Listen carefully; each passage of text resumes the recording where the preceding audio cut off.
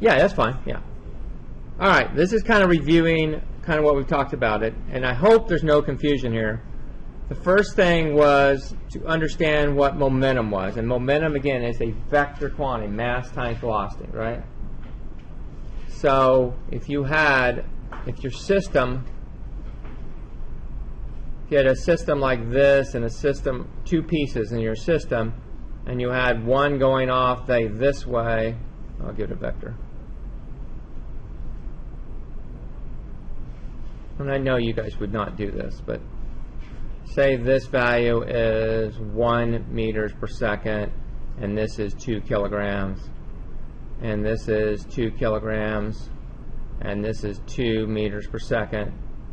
What I don't want you to do, and again, I know you guys would not do this, would be the total momentum is not going to be 6 kilograms meters per second, right? That's incorrect. Everybody understand that? Because that's a vector quantity. So if that's your case, then isn't your initial momentum, again, which is a vector quantity, isn't it going to be 2I hat plus 4j hat? Isn't that really what your initial momentum is? Does everybody completely understand that? It is a vector quantity, momentum is. Now, kinetic energy is not a vector quantity, it's a scalar quantity, but momentum is always a vector quantity. And the units are always going to be in kilograms times meters per second.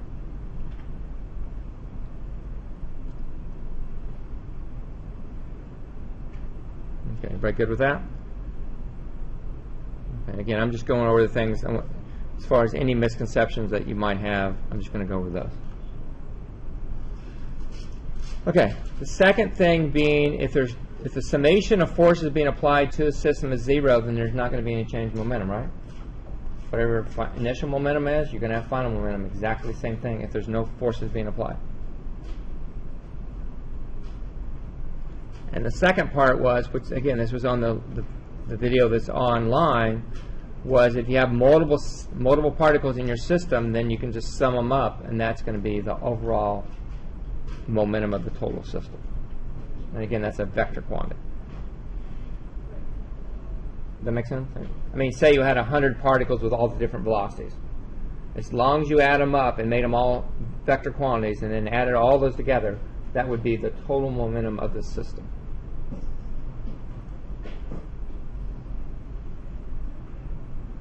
Okay. Then the question, and there was some misconception in AM1 about what impulse is. All impulse is going to be the change momentum, and impulse is just force times time. So if the force is not constant, then you're going to have to integrate it, right, between two time intervals. Yes. So you can find impulse as either the change momentum or force on time, and it's going to be the same thing. So if you apply a constant force over a certain amount of time. Right, but there's no change in momentum. Yes, then there's not going to be any impulse. But yes, you're right. Wait, no, but so if you apply a constant force over a period of time, you apply 20 newtons for 3 seconds. Yes. Will there definitely be then a change in momentum of 60 kilograms per time? Yeah, if that math is right, then don't have. But yes. Yeah. Okay. Right, because that you would know your initial. If you applied it, then you would know your initial mass times initial velocity. You could just add that on, and that would tell you what your new velocity would have to be. And then if you were to do it, it would work out. Yes, absolutely work. Yes. Yeah, net force. So. Yeah. Yeah. Is that what he said? Sorry. That's what Yeah. Yes. Okay. Any questions on that? Okay. Now, let me go over to here. And you guys probably, I think I went over this in the video lecture.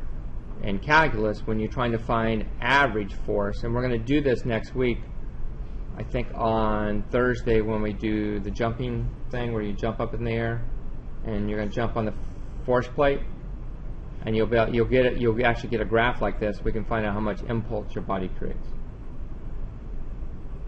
Okay, so remember in calculus when you find average value that all you're doing is this 1 over T2 minus T1, the integral between T1, T2 of f of T dt. Do you guys remember that from calculus? Average value? You probably remember it more like this, right?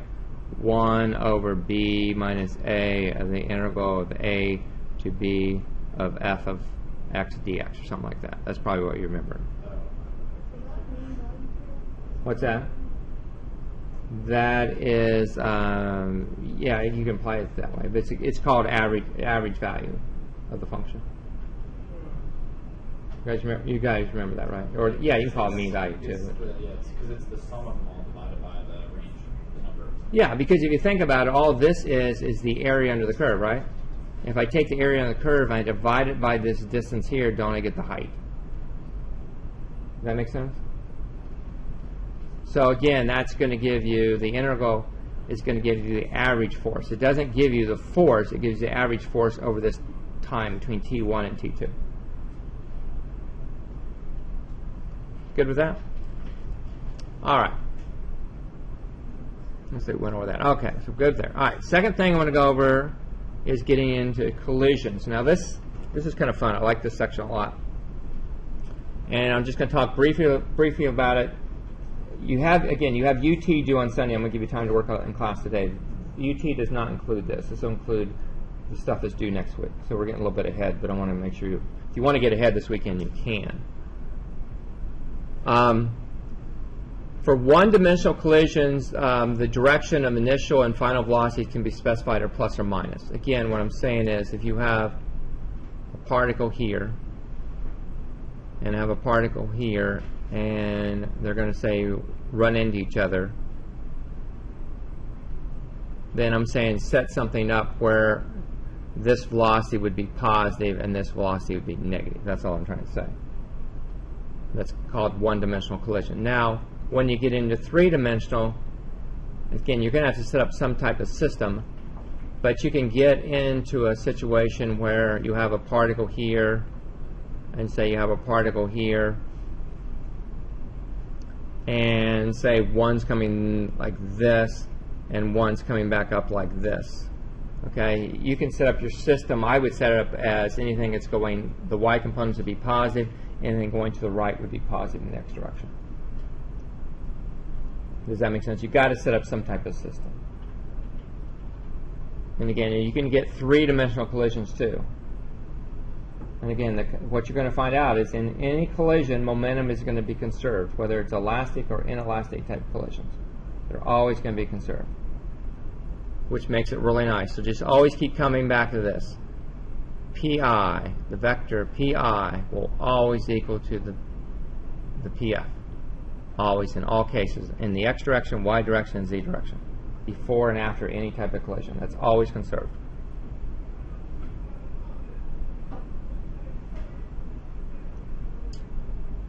Okay. Now, elastic collisions, technically, in most, I'd say 99.9% of cases, there's no true elastic collision. Maybe when you get into gases colliding, then you can get into a perfect elastic collision. The only thing we talk about really where we get in elastic collisions here, and again, it's not perfect, is maybe like two pool balls hitting one another. You have noise, you're losing some energy, right? Or you're being converted to noise. But it's still considered almost a perfect elastic collision, meaning if it's perfect elastic, not only is momentum conserved, but kinetic energy will be conserved also. That's only an elastic collision. Lose kinetic energy without losing momentum. That happens in other. Yeah, you'll get it. Like if two objects stick together, like two football players run together and hit, the momentum will be conserved, but there will be a change in be change in mass, and there will also be a change in the kinetic energy. The velocity will go down, and we'll end up proving it. Won't prove it today, but okay. So elastic collisions again, they're very straightforward. Is momentum is conserved, and kinetic energy is conserved. All right. Inelastic collisions, momentum is conserved, kinetic energy is not conserved.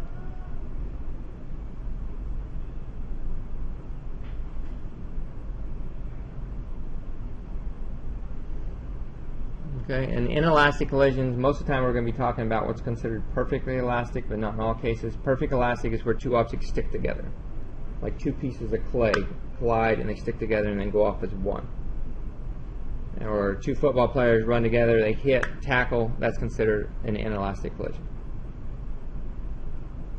So inelastic is when they stick. Well, perfectly inelastic would be where they stick. Another example would be like an inelastic collision would be like two cars hitting each other, they collide, the bumpers all compress, deform, but then they bounce away from each other. That would be considered an inelastic collision because kinetic energy would not be conserved. There'd be some type of conversion of energy. Okay, all I'm going to do here is I'm going to work two problems. Again, this is only if you want to get ahead this week, but I'll show you how to set these up. These are not bad at all. First problem, I have a car driving due north at 25 meters per second. It's going to collide with another car driving due west at 20 meters per second. Suppose the two cars stick together after the collision and the second car has a mass that's 125% of the first car. Find the velocity of the two cars immediately after the collision. Okay, the way I always set this up is I like to do it like this. I set up my initial condition. I set up my final condition. And again, I like to draw pictures typically. I have a mass here. This mass is slightly larger. So again, car driving north, so I'll make the velocity go up this way, being north. Get a vector. This one's doing due west. Make that a little straighter. Okay. So here I have 25 meters per second is my velocity. My mass here is just going to equal to m. Here I'm going 20 meters per second. And again, since I'm going to the left, I'm going to let that be negative. And I'll make that V2 and make this V1. And this mass is going to equal to 1.25 m, right? Okay. So now if I'm going to set up my initial momentum, and see if you're going to agree with this. It's going to equal to 1.25 times 20 is what? Negative 25. So I got negative 25 m I hat. Plus, I'm going to let it go up, be positive. That gives me 25 m j hat. So now you know immediately, due to the conservation momentum, that final momentum must equal to negative 25 m I hat plus 25 m j hat. Again, has to be conserved. Everybody good with that? So now they collide, they stick. So now I have this little mass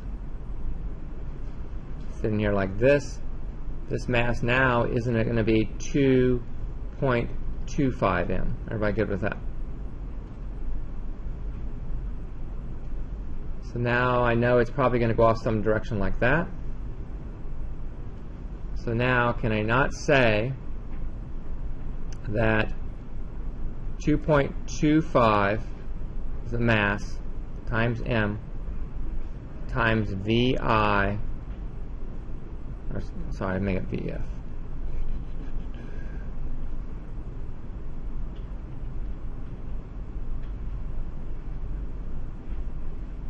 Make it v final I hat plus 25, oh no, 25, I'm sorry, make that 2.25.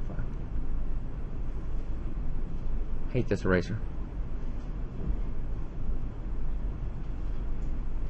That makes more sense. 2.25 m. How about that? Plus 2.25 m v final j hat equals to minus 25 m I hat plus 25 m j hat. Okay, so let's take the first one. We'll just set it up. So can I not say 2.25 mv final in the I hat direction must equal to minus 25 m I hat? M's cancel out, M's cancel out, yes. How did you get a positive 2.25 give I hat? That's just the mass. The mass is just 2.25 m. Oh, why is it positive and not negative? I'm just saying I'm just playing dumb, just like I don't know. Because this is right when this is going to give me the negative right here anyway, right? Right when I do this, and it's just going to give me VF I hat is equal to negative 25 divided by 2.25. Yeah. So you're not taking into consideration any direction? I'm not. I mean, you can.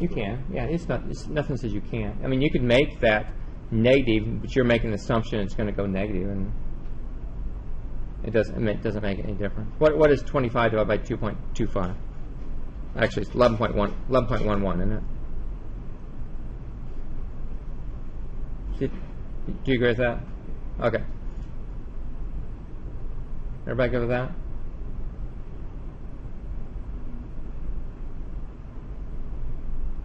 Okay, so now we'll do the same thing and find out what VF in the J direction is. So we go back to 2.25 m VF J hat.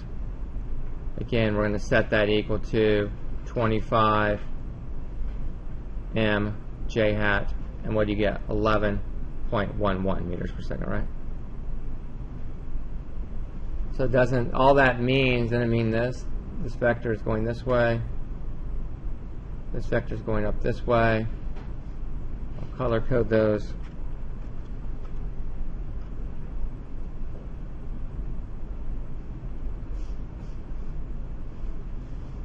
So it doesn't really mean that this is 11.11, this is 11.11, so this is your actual velocity. So when your velocity actually going to be just 11.11 squared plus 11.11 squared. And when you do that, what does that give you? I don't think I ran the number.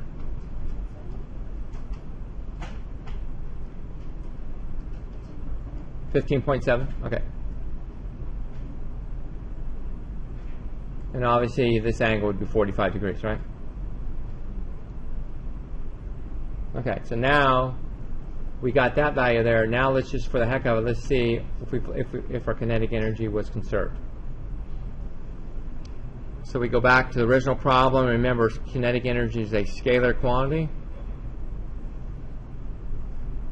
So my kinetic energy initial would equal to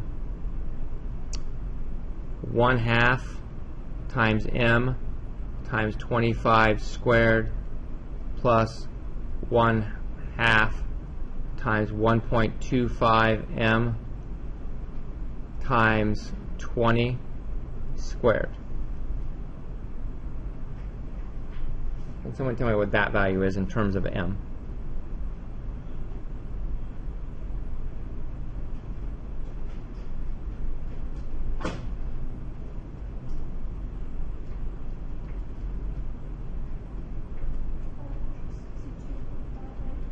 $562.5 m. Okay, so that would be in joules. Okay, there's my initial kinetic energy. Now let's see what my final kinetic energy is. KE final is going to equal to 1/2 my mass, which is 2.25 m, times my velocity, and that's 15.7 squared.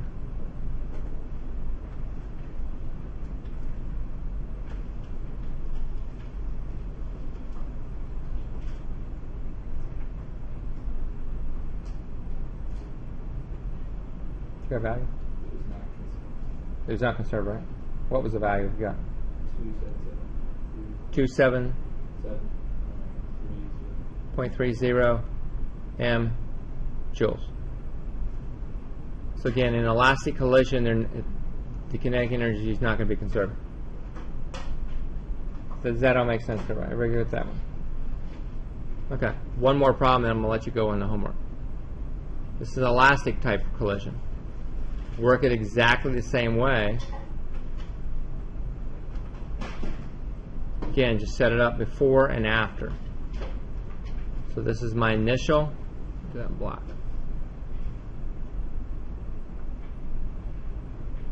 This is my final. My initial, it's just going to be, my PI isn't just going to be 5 times 2, 10 kilograms, meters per second, I hat. Does everybody agree with that? And now, could I not, also I could say PI in J value or Y value is not going to be 0. Everybody agree with that? So my two directions, this is my X, or my I, and this is my J. So that tells me immediately, whether it's elastic or inelastic, I can just immediately say this. PF I hat must equal 10. PF J hat must equal 0. Alright, so let's see if it's going to be the case, and we'll also see if kinetic energy is going to be conserved. So we'll set up the first one. So the first equation, I'm going to get 10, because that's what it has to be, must equal to mass, which is 5, times V1 cosine 30 degrees, plus 5 times V2 cosine 60 degrees. Everybody good with that? That's the momentum in the x direction, or I hat direction. Now we'll do the other one. We now know it has to equal 0. Okay, so what happens is you have this. You have another 5 kilogram here. They hit each other. Okay. When they do, this object's going to take off and go this way at a 30-degree angle. This other mass is going to take off and go 60 degrees. So that's where I got this equation here. Now, wouldn't the other one just be this? 5 times V1 times the sine of 30 minus 5 times V2 times the sine of 60.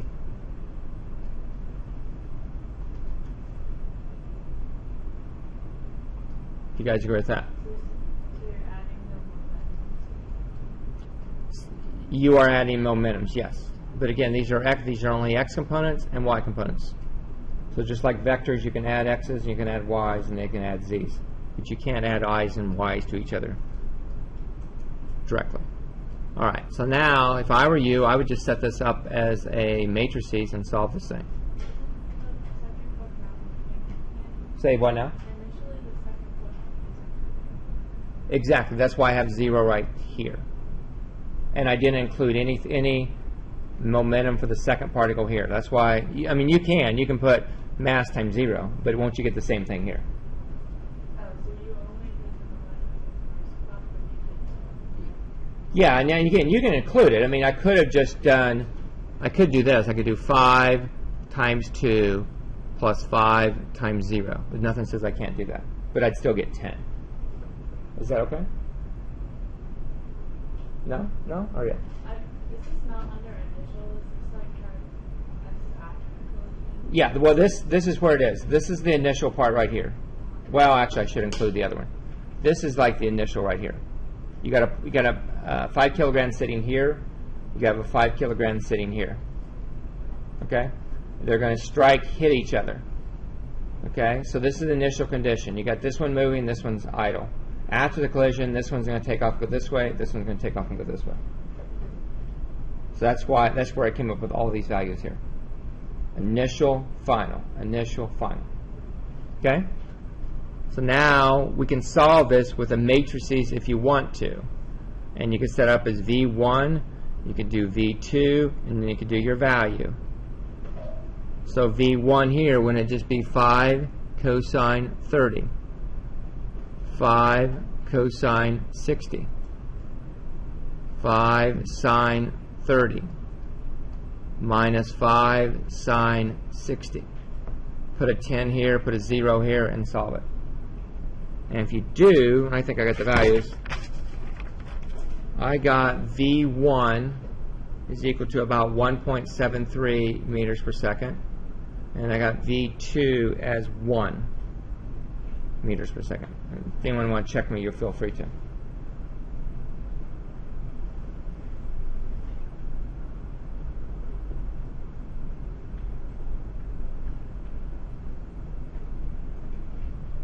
Anybody validate that or not? Yeah, I got that. Okay, got that. All right. Okay, good. So now let's see if the rule is true. Is kinetic energy going to be conserved in elastic collision?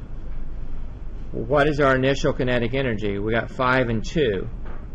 So KE initial, wouldn't it be 1/2 times 5 times 2 squared? That's 4 times 5. That gives you 10 joules. Do you agree with that? Final, remember, it's not a vector quantity, it's a scalar quantity. It's going to be 1/2 times 5 times 1.73 squared plus 1/2 times 5 times 1 squared. And I think if you run that number, you're going to find out it's going to give you 10 joules, or very, very close to it.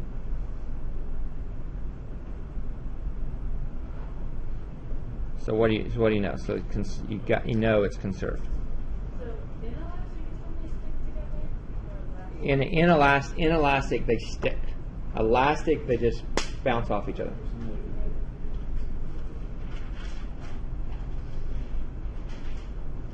Does that make sense, everybody? Again, we're going to get back. We'll get back into this more next week, but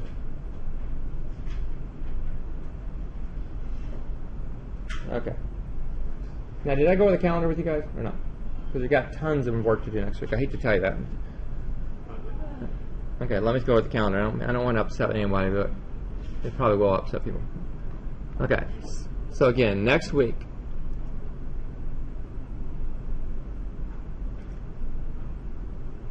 So next week, you got UT due on Sunday night, 11:59. You got the free response test about the roller coaster on Monday. There'll be some simple quiz, not going to be bad. I just got to get these in. There's going to be a quiz on just impulse and momentum, not collisions.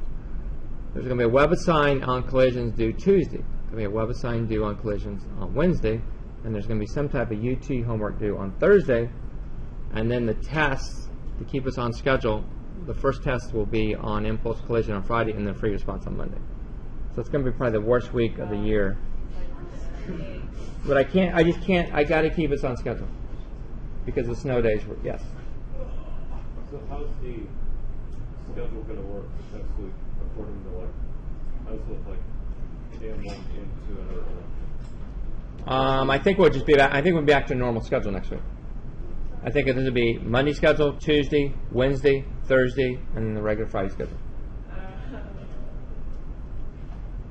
Just get through next week and you'll be fine. Then we're back on schedule.